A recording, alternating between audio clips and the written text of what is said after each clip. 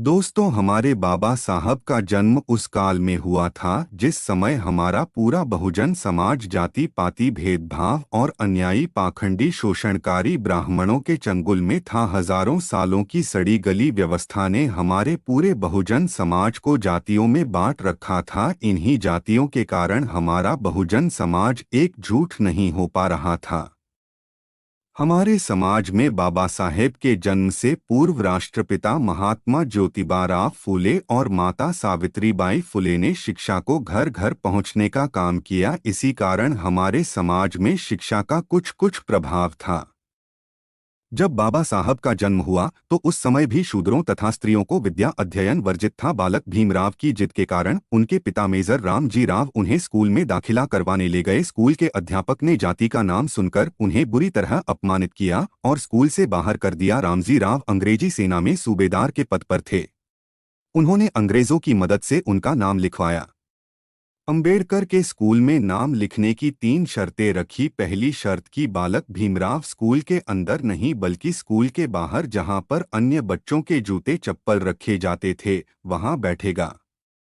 दूसरी शर्त की वह इस स्कूल के किसी भी बच्चे को नहीं छुएगा और न ही यहाँ पानी पिएगा। पानी का प्रावधान वह घर से करके लाएगा। और तीसरी शर्त यह थी कि वह बैठने के लिए अपना टाट पट्टी घर से लाएगा। इन तीनों शर्तों को स्वीकार किया तब जाकर बाबा साहब का दाखिला किया गया था।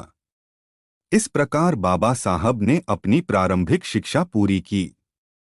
इनकी प्रतिभा को देखकर गायकवाड़ सयाजीराव ने इनकी शिक्षा का खर्च उठाया। अल्प आयु में बाबा साहब के सिर से माता पिता का साया उठ गया। अंबेडकर कठिन परिश्रम और लगन से पढ़ाई करते करते पूरी दुनिया में सिंबल ऑफ नॉलेज अर्थात ज्ञान का प्रतीक कहलाए। बाबा साहब पूरा जीवन समाज को जाति पाति से मुक्त कराने के लिए संघर्ष करते रहे। सन 1927 ईस्वी में बाबा साहब ने मनुस्मृति को महज तालाब पर जला दिया। सन 1932 ईस्वी में बाबा साहब गोलमेज सम्मेलन से हमारे अधिकार लेकर आए तो यहाँ पर गांधी ने इसके विपक्ष ने अमरण अनशन कर दिया। इसमें लोगों ने बाबा साहब को धमकाने का प्रयास किया। अंत में हमारे साहब मजबूर हो गए और उन्होंने अपना यह फैसला वापस ले लिया।